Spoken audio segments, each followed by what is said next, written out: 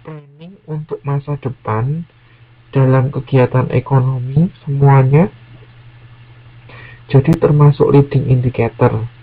Jadi pokoknya gini, Happy ya, Happy ini leading indicators itu indikasi gitu ya, faktor-faktor yang mungkin faktor-faktor untuk memprediksi gitu lah, untuk memprediksi apa yang akan terjadi, perekonomian seperti apa yang akan terjadi. Ya, berarti kalau kita bicara planning itu kan juga masa depan gitu kan, nanti gitu kan.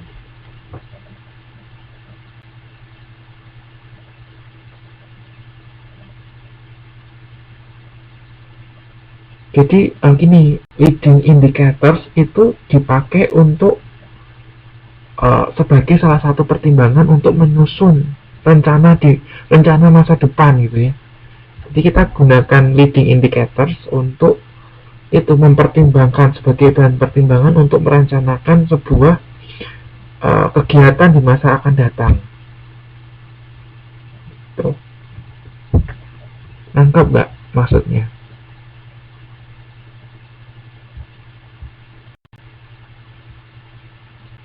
Oke, pokoknya itu ya. Ini yang saya garis bawah, ini yang penting.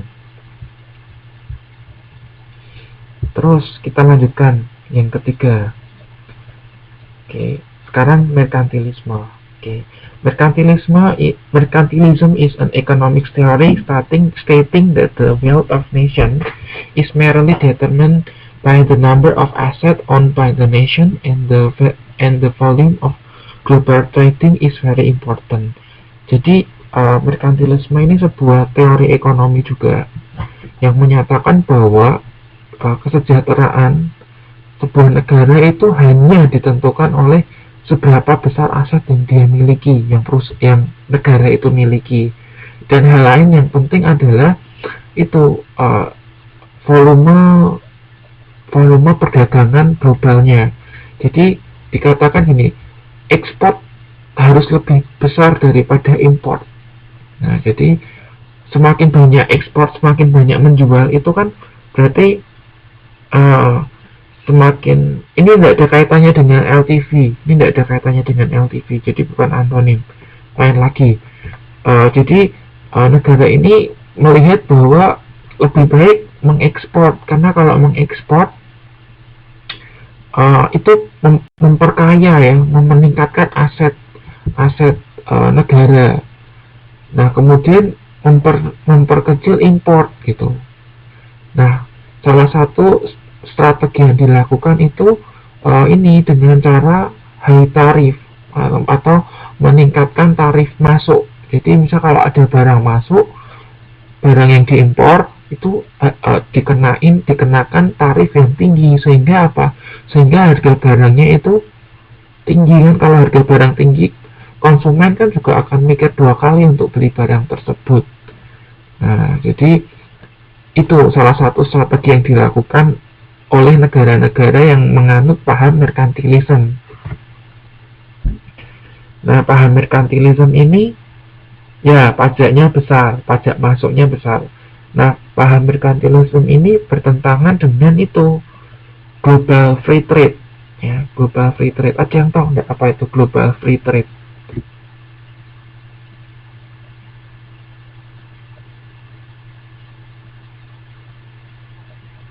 Global free trade atau free trade ya. Ini bertentangan, paham ini bertentangan dengan global free trade. Nah, global free trade itu apa? Atau kalau di Indonesia kan itu perdagangan bebas ya. Perdagangan bebas. Jadi gini, oke, saya jelaskan aja. Jadi kalau perdagangan bebas atau global, bukan monopoli. Jadi perdagangan bebas atau free trade itu kan dimana negara-negara itu berkomitmen untuk tidak mengenai biaya masuk sebuah produk yang diimpor.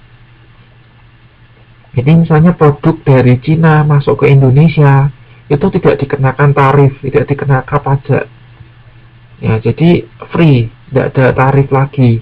Nah, ini dengan paham merkantilisme, karena kalau paham merkantilisme itu kan mereka mengenakan pajak yang tinggi kan, supaya harga barangnya naik lebih mahal sehingga barangnya tidak laku.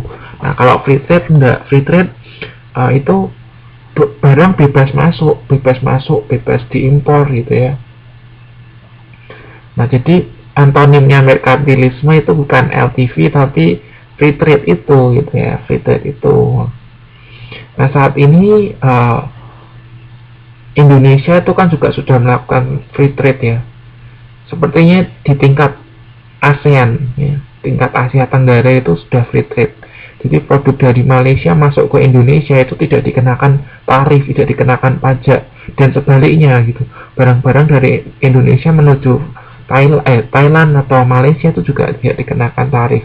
Setahu saya itu ya, untuk ASEAN sudah memberlakukan ini free trade ini. Nah, ya leluasa untuk ekspor impor. Oke, jadi saya ulangi. Merkantilisme itu sebuah paham ekonomi yang menyatakan bahwa semakin besar bahwa aset kesejahteraan sebuah negara itu ditentukan oleh seberapa besar harta atau aset yang dimiliki negara, dan volume perdagangan global itu menjadi hal penting. Semakin banyak ekspor itu lebih baik daripada impor. Itu. Jadi menangkap ya, itu pengertian dari merkantilisme itu seperti itu. Ya. Kalau sudah saya lanjutkan. Sekarang oligopoli.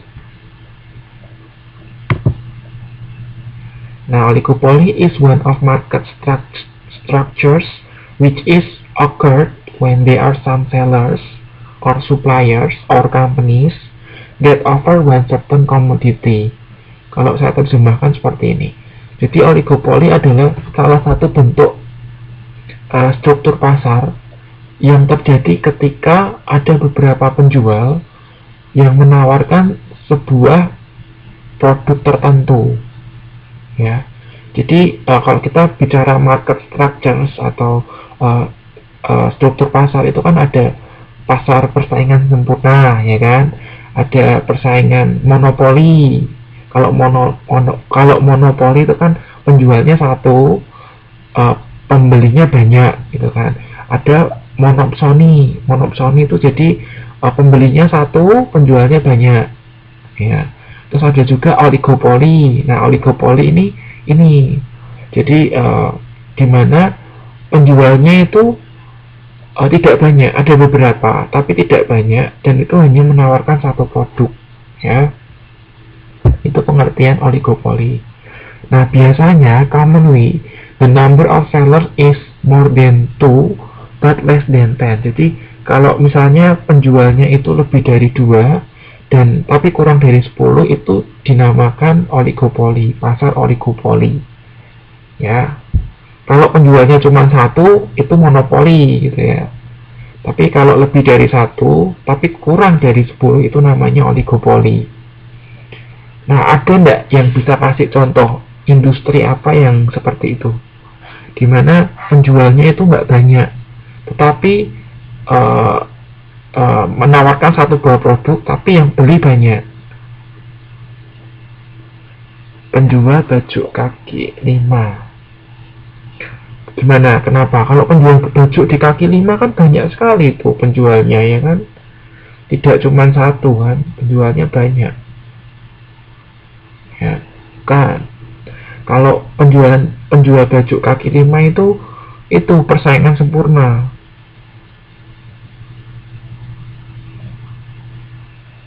Oh iya, masa kemarin saya sempat main ke mana itu, ladies market gitu ya. Itu kan juga kan penjual baju itu banyak sekali yang jual loh, apalagi di kaki 5 itu persaingannya oh tidak bisa bicara seperti itu, kita bicaranya dengan case per case ya, tapi secara umum gitu ya. Oke, saya kasih contohnya aja langsung ya.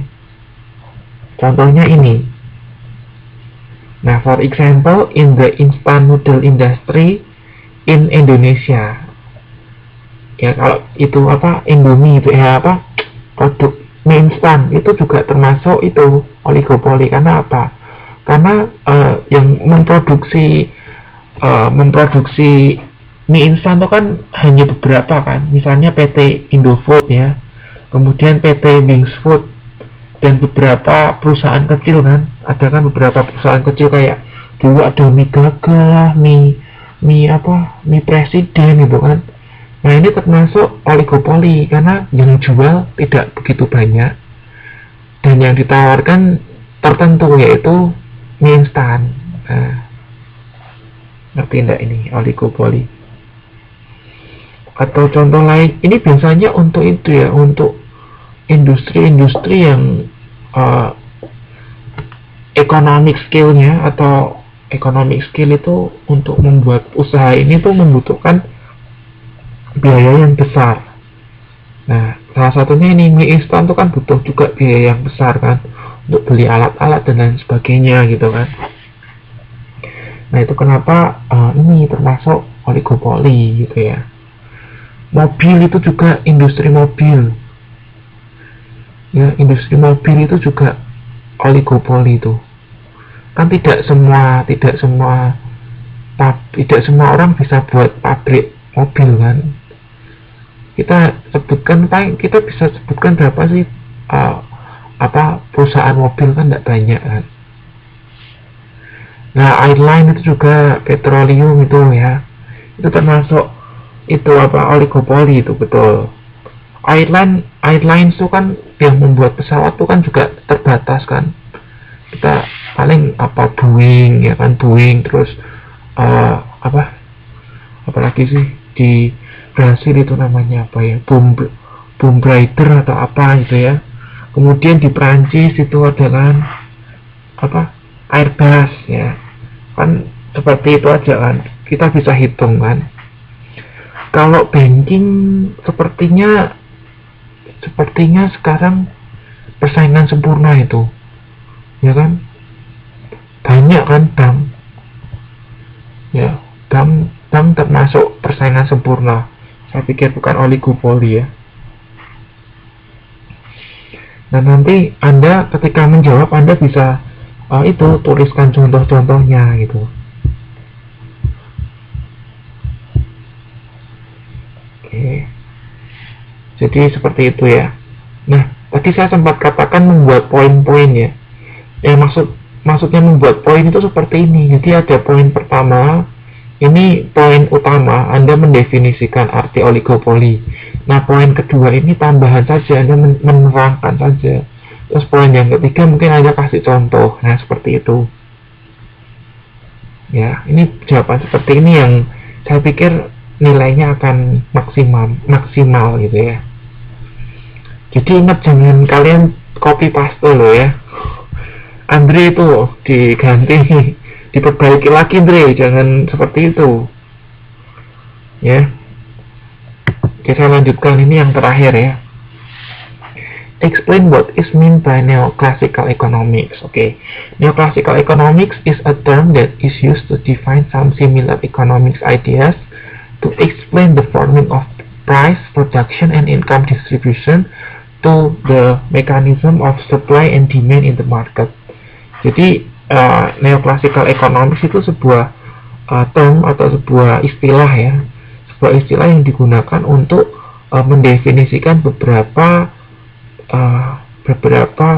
konsep ekonomi yang mirip, yang sama gitu ya, yang sejalan untuk menjelaskan tentang pembentukan harga, produksi, dan distribusi pendapatan melalui mekanisme permintaan dan penawaran di dalam market.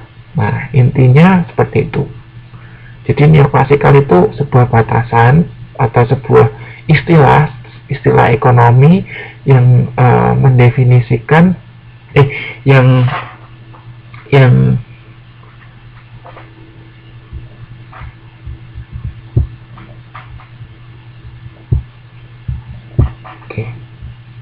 jadi sebuah